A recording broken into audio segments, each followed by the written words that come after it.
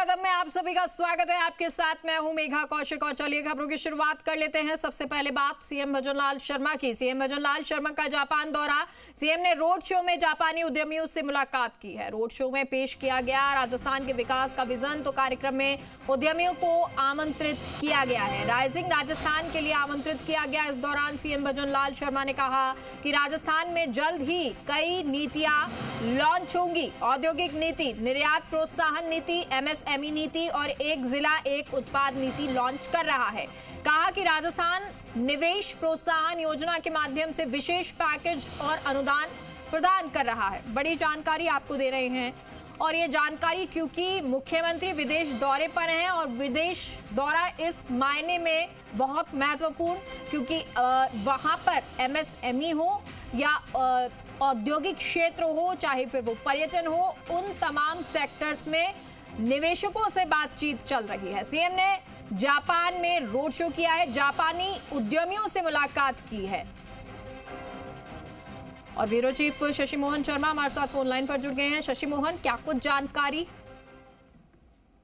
मेघा, दरअसल प्रवासी राजस्थानियों से भी मुलाकात की है। प्रवासी जो भारतीय जापान में बसे हुए हैं उनसे भी मुख्यमंत्री भजनलाल शर्मा ने मुलाकात की है और उनकी जो एक एग्जीबिशन है उसमें भी वे शामिल हुए हैं। दरअसल जापान के इस दौरे पर मुख्यमंत्री ने ये भरोसा दिलाया है निवेशकों को, चाहे वो प्रवासी भारतीय नागरिक हों या फिर जापान के मूल के लोग हों, उनको ये भरोसा दिलाया है कि सरकार हर संभव कोशिश करेगी आपको आगे बढ़ाए।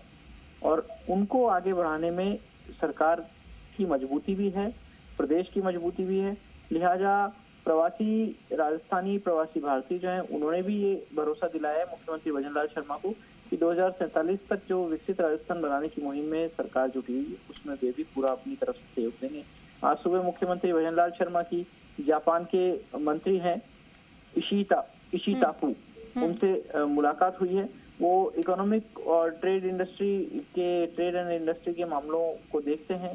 साथ में एक बात ये भी महत्वपूर्ण रही कि जापान को पार्टनर कंट्री का दर्जा राजस्थान इस मामले में देना चाह रहा है और अगर जापान पार्टनर कंट्री बनता है तो आप ये मान के चलिए कि बड़ा निवेश प्रदेश में आने की संभावना बनेगी।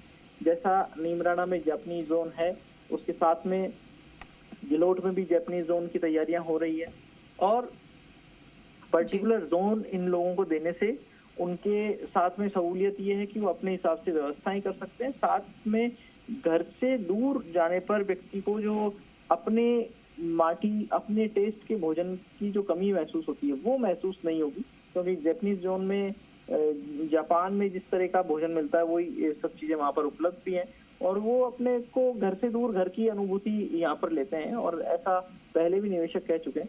तो इस सब नजरिए से बातचीत हुई है और मुख्यमंत्री की अगवानी भी जो प्रवासी राजस्थानी उन्होंने जोश खरोश के साथ में की है और ये एक अच्छा जेस्चर भी दिखा है इस दौरे पर।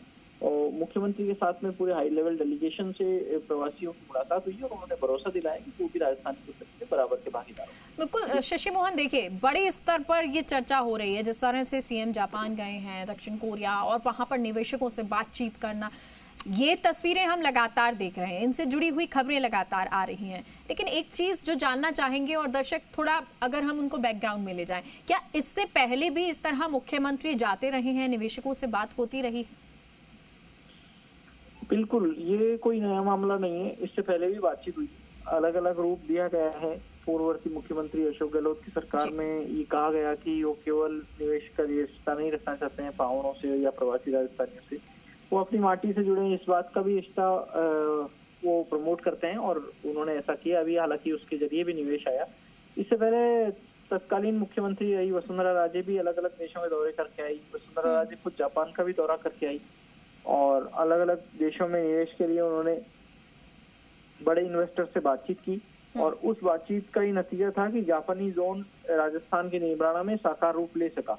एक अलग तरीके से, एक अलग शक्ल में जापानी जोन बन करके आए और इन सब चीजों को मार्केट देने के लिए जापानी जोन और जो दूसरे देशों के जोन है, खासतौर से जो भिवाड़ी से लगता हुआ एनसीआर का इंडस्ट्रियल एरिया का रीजन है, उसको पुख्ता मार्केट देने के लिए डीएफसी जैसी कॉन्सेप्ट ठीक है। और यही वो विजन है जो लगातार अब राजस्थान को आगे बढ़ाया जा रहा है। और सीएम भजनलाल शर्मा खुद अब क्योंकि जापान पहुंच गए हैं और निवेशकों को बातचीत की जा रही है, आकर्षित करने की कोशिश की जा रही है। बहुत बहुत शुक्रिया आपका शशि मोहन तमाम जानकारी के लिए।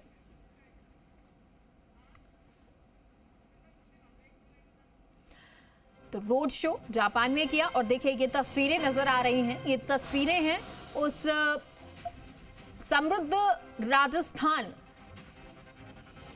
सुव्यवस्थित राजस्थान को के सपने को साकार करने की ये तस्वीर है।